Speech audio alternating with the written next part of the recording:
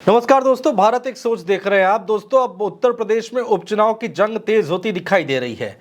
10 विधानसभा सीटें ऐसी हैं जहां पर उपचुनाव होने हैं, यानी चुनाव होगा और उसके बाद जीत हार तय करेगी कि आखिर इस वक्त जनता का मूड क्या है। और 27 के चुनाव के लिए एक परसेप्शन बनता दिखाई देगा। दोस्तों, जो 10 विधानसभा सीटों पर उपचुनाव होना है वो हर एक पार्टी के लिए अहम है।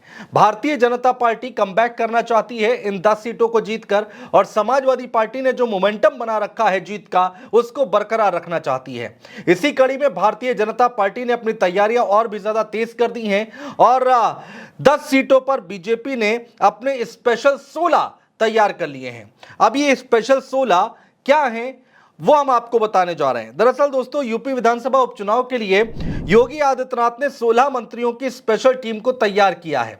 यानी कि 16 मंत्री अब चुनावी मैदान में उतरेंगे और वो चुनाव लड़वाएंगे और पूरा चुनाव मैनेज करेंगे। हर एक सीट पर मंत्रियों को रखा गया है। टीम में बीजेपी और उसके सहयोगी दल, जो मुख्यमंत्री ने जो टीम बनाई है उसमें भारतीय जनता पार्टी के तो मंत्री होंगे ही, और जो सहयोगी दल हैं उनके मंत्रियों को भी शामिल किया गया है। और सबको विधानसभा उपचुनाव हर हाल में जीतने की जिम्मेदारी दी गई है। एक विधानसभा सीट के लिए तो दो दो मंत्रियों को भी लगाया गया है। खास बात यह है दोस्तों कि इसमें जो सहयोगी दल शामिल हुए थे उसमें ओपी राजभर नदारद थे। एक मीटिंग हुई थी दोस्तों, उस मीटिंग में मुख्यमंत्री योगी आदित्यनाथ ने ये मीटिंग ली थी अपने भारतीय जनता पार्टी और अपने सहयोगी दलों की, और उस मीटिंग में ओपी राजभर यानी कि सुभाषपा गायब थी। बाकी सभी सहयोगी दल मौजूद थे।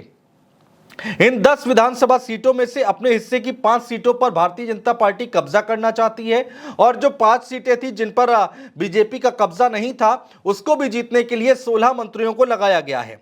और इसकी कमान खुद मुख्यमंत्री योगी आदित्यनाथ ने अपने हाथों में ली है।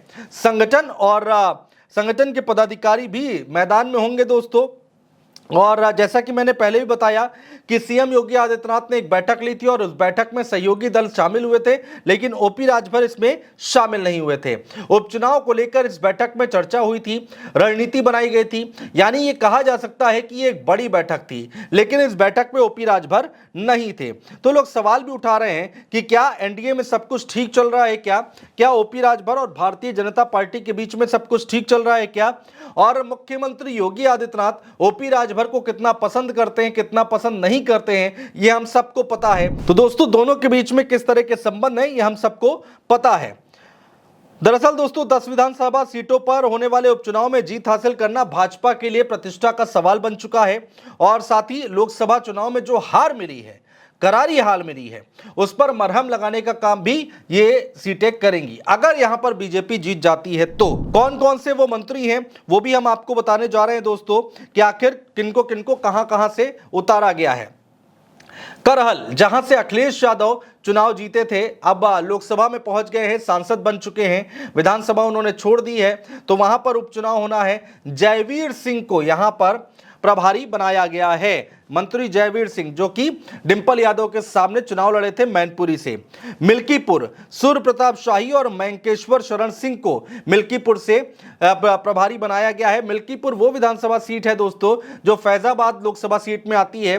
फैजाबाद यानी अयोध्या, और वहां से अवधेश प्रसाद के जीतने के बाद मिल्कीपुर खाली हुई है। इसीलिए अयोध्या को जीतना बहुत अहम है भारतीय जनता पार्टी के लिए, क्योंकि एक मैसेज देना है। और भारतीय जनता पार्टी की लोकसभा चुनाव में अयोध्या को लेकर जो किरकिरी हुई है उस पर मरहम लगाना है। इसलिए यहां पर दो दो मंत्रियों को उतारा गया है। एक है सूर्य प्रताप शाही और एक है मैंकेश्वर शरण सिंह।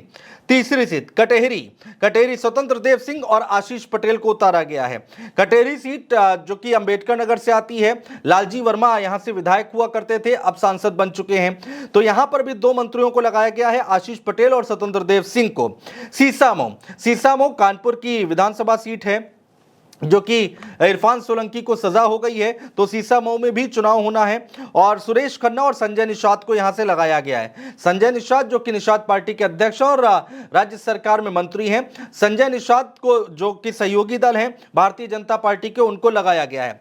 फूलपुर की बात करें, दयाशंकर सिंह और राकेश सचान, इन दोनों को फूलपुर की जिम्मेदारी दी गई है। तो ये वो सीटें हैं, 2-3 सीटें हैं जहां पर दो दो मंत्रियों को लगाया गया है, मिल्कीपुर में, कटेहरी में, सीसामऊ में, फूलपुर में। तो ये 4 सीटें जो हैं यहां पर लगाया गया है दो दो मंत्रियों को। मंझवा की अगर हम बात करें तो अनिल राजभर के कंधों पर जिम्मेदारी होगी। गाजियाबाद सदर की अगर हम बात करते हैं, अतुल गर्ग जहां से चुनाव जीते थे, अब लोकसभा पहुंच चुके हैं, सुनील शर्मा को यहां पर मैदान में उतारा गया है, प्रभारी बनाया गया है। मीरापुर की अगर हम बात करें तो अनिल कुमार और सोमेंद्र तोमर को मीरापुर से बनाया गया है। मीरापुर वो विधानसभा सीट है दोस्तों जो कि आरएलडी के पास थी और अब आरएलडी के जो विधायक थे वो लोकसभा पहुंच चुके हैं।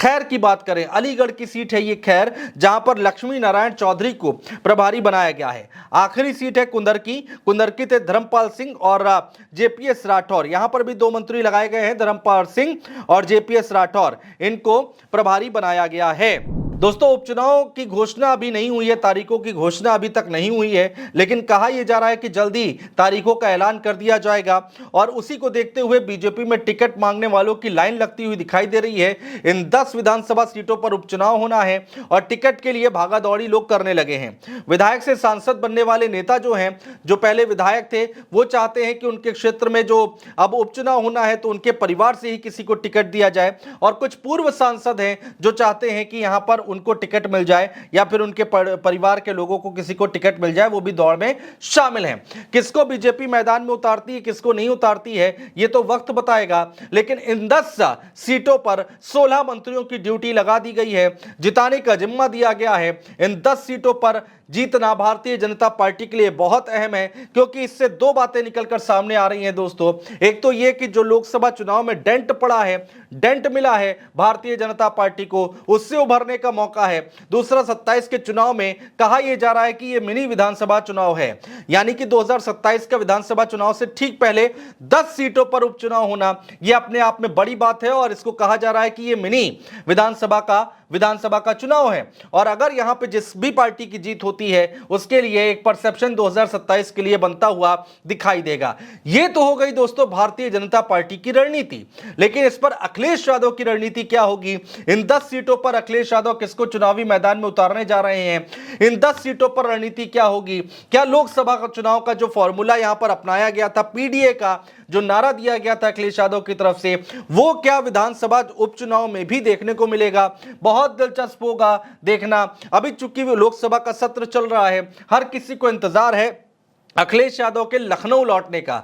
हालांकि एक दिन के लिए अपने जन्मदिन पर अखिलेश यादव लखनऊ जरूर आए थे, लेकिन अब सत्र खत्म होने के बाद जब अखिलेश यादव लखनऊ आएंगे तो आगे की रणनीति का खुलासा होता हुआ दिखाई देगा दोस्तों। तो बीजेपी अपनी तैयारियां कर रही है, विपक्ष यानी कि अखिलेश यादव, समाजवादी पार्टी, इंडिया गठबंधन किस तरह से तैयारी करता है, देखना बहुत दिलचस्प होगा। बहुत शुक्रिया दोस्तों।